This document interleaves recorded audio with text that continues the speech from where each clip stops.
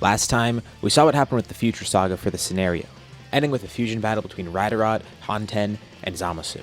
But with everyone going down their own route for power, where are we going to go from here? We'll be seeing all that and more in this part 12 of What If Gohan Had a Twin. The Pure Saiyans continue their training with Whis, trying to go beyond Super Saiyan Blue somehow, if there even is a way to go beyond it. Vegeta and Raditz wonder if they could do something with their ultimate form in combination with this, but they're not necessarily too sure.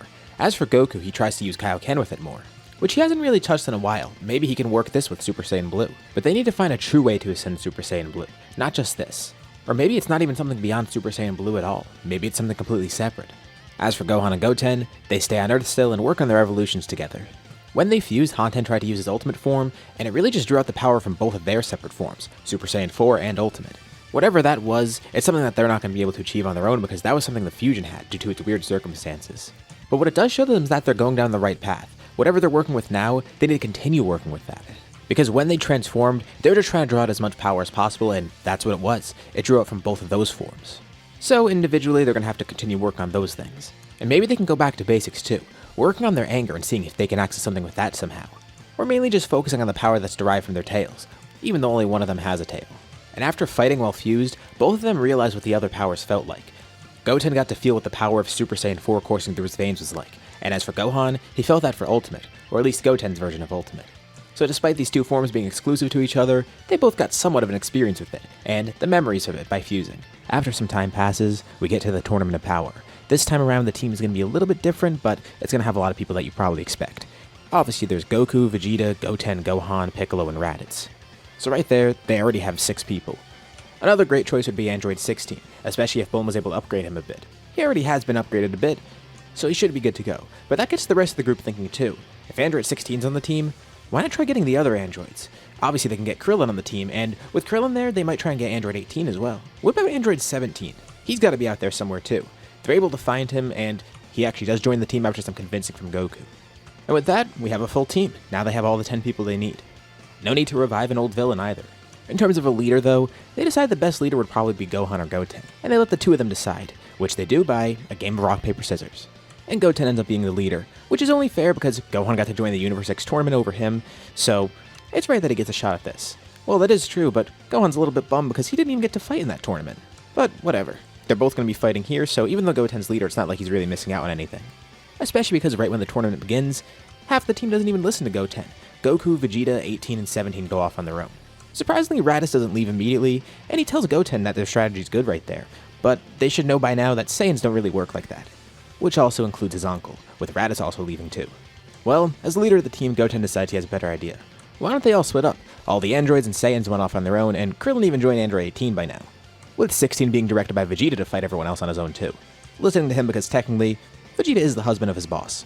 But with the group in the center, people try and attack them, but they lose really quickly. Because even with just Gohan, Goten, and Piccolo together, they pretty much overpower everybody in the ring at the moment, besides a select few fighters, so they split off on their own.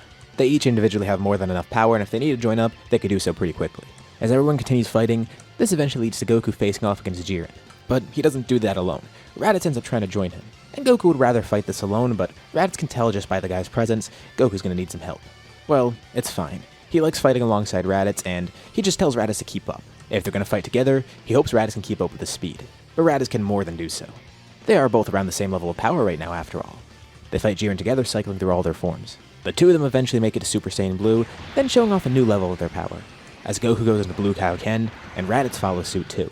It did take a little bit of time to learn this, but after seeing Goku use it, Raditz wanted to get it for himself too. Goku showed him some of it, and he even traveled to King Kai's planet for a bit, with King Kai surprised to see Raditz here because he was the one who sent Goku here in the first place, and the whole reason that Goku learned it in general. Raditz in Blue is slightly above Goku in Blue just because of him having Ultimate. However, Goku's Kaioken is way higher than Raditz's, so when in Blue Kaioken, he does outpace Raditz a little bit, which amazes Raditz because even without having his potential unlocked, Goku is still ahead of him and Vegeta, at least at his maximum output. But the two still aren't able to do anything against Jiren together, until Goku jumps back and tries to charge a Spirit Bomb, with Raditz fighting off Jiren the entire time. Although it's not really necessary because Jiren could fight Raditz off easily if he uses a little bit more power. He just wants to see how strong Goku's Spirit Bomb can get, so he basically lets him charge it. Goku finally charges it up, launching the Spirit Bomb right at Jiren. And despite being much more powerful than the one that we saw in canon, it's still not really going to do anything against Jiren. Goku almost even falls into it, but Raditz is able to save him in the nick of time, telling Kakarot he's got to be more careful. It would have been terrible for him to fall in the Spirit Bomb, right? but this also gives everyone else the opportunity to see how strong Jiren is, or at least a fraction of his strength. Vegeta ends up getting to face Kappa again, with 16 alongside Vegeta, trying to make sure no one interferes with their battle. Speaking of androids, 17 and 18 are actually fighting off some of the Pride Troopers right now alongside Krillin. After facing Jiren, Raditz and Goku actually need some time to recover, so they actually end up facing the other Universe 6 Saiyans. Interested to see Saiyans from another universe, even though it's not the first time they've seen it, of course. Gohan and Goten are still fighting really cautiously, not just in terms of trying to conserve their strength, but also trying not to get knocked out. They fight a lot of the weaker fighters. Basically, they want to save as much power as possible, and when the time comes, they're going to fight the strongest opponents there. Coming across some other Pride Troopers as well alongside the androids. Excited to see some other superheroes. It reminds Gohan of the good old days of being Saiyan Man. And you know, even though Goten kinda gave up on that, he still does admire it. Universe 6 also gets eliminated fairly quickly. Jiren eliminates Hit. The Namekians fight against Piccolo and see his amazing power and his evolution, with them ending up losing that battle too. Kappa eventually falls out of the ring too after his fight with Vegeta not being the one to knock him out, but helping him unlock a level above Super Saiyan. Kale and Caulifla eventually fuse into Kefla, and Vegeta even considers using Fusion here because if they can use the Potara, now's his chance to actually try it out. He still does kinda regret not doing it in the last arc. It seems like it could be an interesting experience, but instead he ends up joining Goku and Raditz, with Vegeta unlocking his own evolution of Blue, Super Saiyan Blue Evolution, with the 3 Pure Saiyans fighting together against the Pure Saiyan Fusion. And the 3 of them combines a little bit overkill actually. Vegeta also ends up eventually fighting Toppo, fighting alongside 16, 17, and 18. And Vegeta could see that Toppo actually has more strength locked away, trying to egg him on so he can unleash it. He doesn't know what reason Toppo has for holding it back, but he tells him the alternative is letting his universe perish, so he might as well fight with everything he's got. The androids are actually kind of surprised to see Vegeta egging him on, especially because it works, and he unleashes his God of Destruction mode. But in a 4v1, they're actually able to defeat Toppo relatively quickly, with Vegeta being the main powerhouse there. Once again regretting not fusing because if they fused there, Toppo probably would have been a relatively easy opponent to fight against, but that would make it a lot less fun too. Goku does end up facing Jiren again, this time alongside Raditz and Vegeta. Although Vegeta's pretty worn out after his fight with Toppo, and Goku's pretty worn out too. Raditz is definitely the best off of the 3 of them so far, having lost the least amount of stamina. And much later on in the tournament, Goku gets the catalyst he needs to finally go into Ultra Instinct, being pushed to his brink by Jiren. Raditz and Vegeta are both astounded. Vegeta's gotten his own evolution and Raditz finally got to try out Blue Kaioken, but Goku, he's gotten something completely different. They have no clue what this is, and all the other remaining gods, they look completely amazed. They wonder if they'd be able to pull this off too, especially after seeing it in action. It seems to be really helpful here, and really powerful. However, it also gets Jiren to show off more of his strength. He already has shown more power so far, but Goku's getting worn out pretty quickly by Ultra Instinct, and Jiren's getting more serious. This is a bad combination together, because surprisingly enough, it leads to Goku getting knocked out. Despite showcasing that awesome power, he was still surpassed by Jiren. Right then and there, Goku was the strongest on the team by far, and he was defeated just like that. Jiren's still not at his full strength. Raditz and Vegeta don't know what they're going to be able to do here, but at the very least they're not going to give up.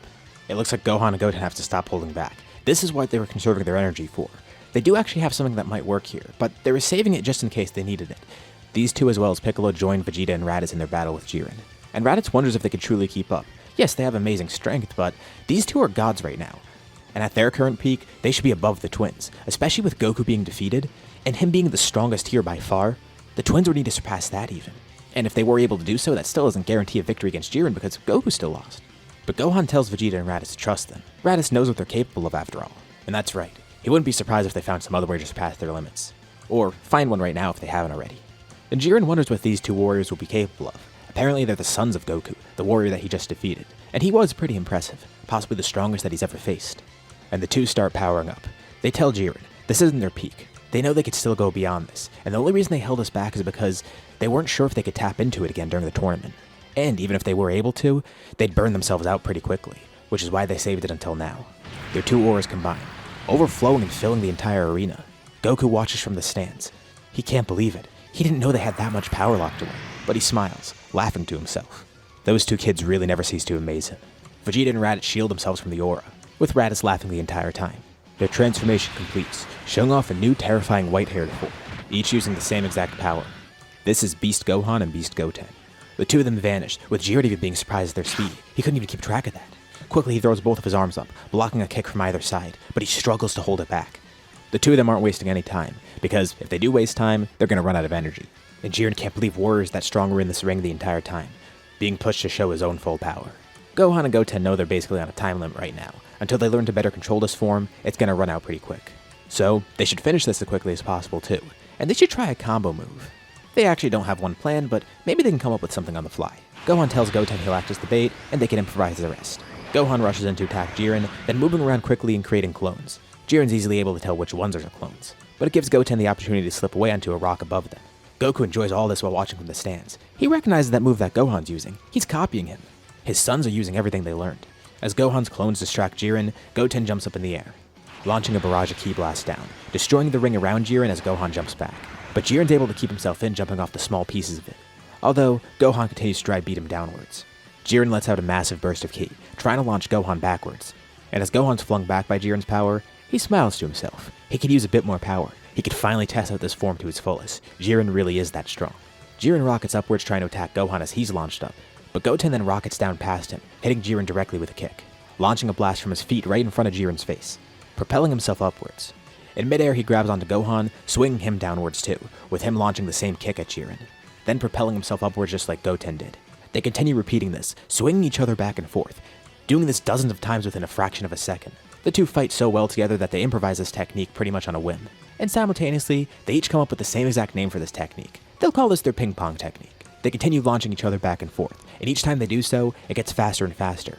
And even without flight here, this happens so quickly that they keep up with the momentum and neither of them falls down while up in the air. And Jiren's completely stunned by it. But at some point the technique ends, and the two of them link together up in the air, going back to back, with each locking an arm together. They then each stick their free arm up into the sky, simultaneously launching a blast up to act as a thruster. At speeds so fast that no one can even comprehend it, they then simply appear on the ground, or at least what remains of the ground, followed by a powerful shockwave right after, with Jiren also appearing in the stands. The ring has been completely pulverized into dust, and there's only a few small sections of rock left behind. And inadvertently, they even knocked out some of the allies that were still in the ring. Whoops, that was a little bit too much power. With all the power they were using, they kicked downwards and knocked Jiren right through the ring. But it was so quick that no one could even see it. It looked like they all just teleported. And immediately after this too, they drop out of the form going back into their base, with Universe 7 taking victory and winning the tournament, and Goten's the one who gets the wish here, since he's the leader and is still in the ring. And he makes the right wish, wishing for all the other universes to come back. And the Universe 7 takes a lot away from this tournament. Vegeta has his own evolution and wants to continue with this. As for Raditz, he knows he has further to go, not just with Blue Kaioken, but maybe he could even do something else, especially after seeing Ultra Instinct. As for Goku, of course he's going to try Ultra Instinct again too. Raditz really wants to see it, but Goku can't do it again willingly. As for Gohan and Goten, they need to continue working with these beast forms. And Goku wants to see more of that as well, although he tells them, don't show it to Chi-Chi because she'll probably freak out. Actually, they probably shouldn't show it to their wives either because they might have the same reaction. The form is kind of terrifying. Even Piccolo agrees. He knew these two had some crazy reserves of power, but not like that. And it leaves Raditz wondering, what would he look like with that same form? It would probably be terrifying because his hair would stand up an extra 6 feet probably. But there's no point focusing on that because it seems like it's something unique to them, possibly tied to their innate rage, as well as the fact that each of them had their potentials unlocked somehow. Goten's from Ultimate, and Gohan from fusing with Goten, as well as Super Saiyan 4 drawing out some of that potential. But even without that, they probably would have gotten this regardless. It's definitely something that fits them, and something that they should have expected. And Raditz agrees with this theory. He saw these two as kids, and even trained them. He knows how they were back then. It's definitely from that. Goku and Piccolo concur too. Goku's been on Beerus' planet for so long that he didn't realize what they've gotten here on Earth. Obviously he knew the twins were strong, but not like this. He didn't know they surpassed their limits that quickly, and that explosively.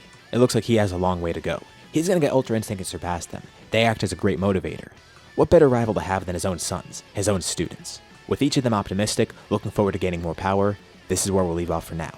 What do you guys think about this part, or what's gonna happen next? Leave your thoughts in the comments below. I'd love to see what you guys think. As usual, be sure to drop a like and subscribe if you haven't already. It really does help out the channel a lot. Anyways, thank you all for watching, and I'll see you all in my next video.